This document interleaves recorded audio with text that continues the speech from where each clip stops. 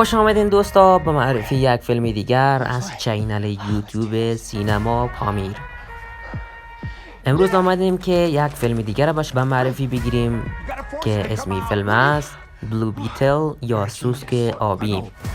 دوستا این داستان هیجان انگیز اینجا شروع میشه که یک بچه به نام جیمی از کالج فارغ شده و آرزوهای بسیاری به خانه برمیگرده، اما متوجه میشه که خانه مانند زمانی که آن را ترک کرده بود نیست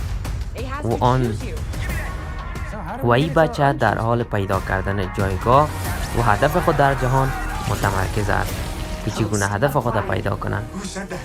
یک دستگاه فضایی قدرتمند پیدا میکنند.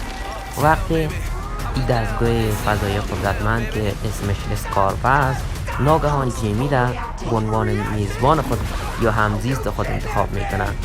به او یک ذره شگفت انگیز میتن عطا میکنند که قدرت‌های فوق‌العاده‌ای را به جیمی میتن.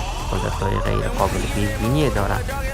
قدرت‌های ابرقهرمانی به دست میارد. جیمی با مسلح شدن به یک سلاح قدرتمند باستانی به نام اسکارپ مسئولیت‌های جدیدی به داده میشه که در مقابل تهدیدهای جهانی مبارزه کنند.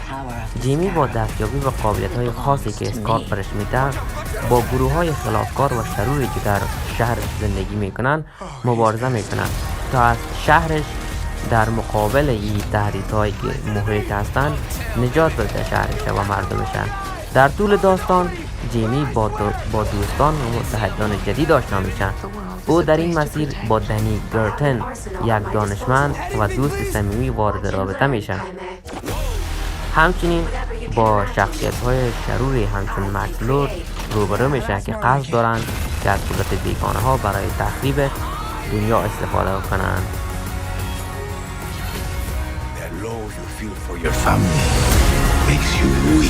You're wrong. My family, that's what makes me strong. Oh, I forgot how bad it looks. Target the family. Sorry, my mama. Jaime? You are a superhero, cabrón. Y'all take shots, y'all aim up. Whoa! You're the Blue Beetle. That could use that arsenal right about now. God, you never ask. Hell yeah. They've been trying to stop the way, but the way don't stop.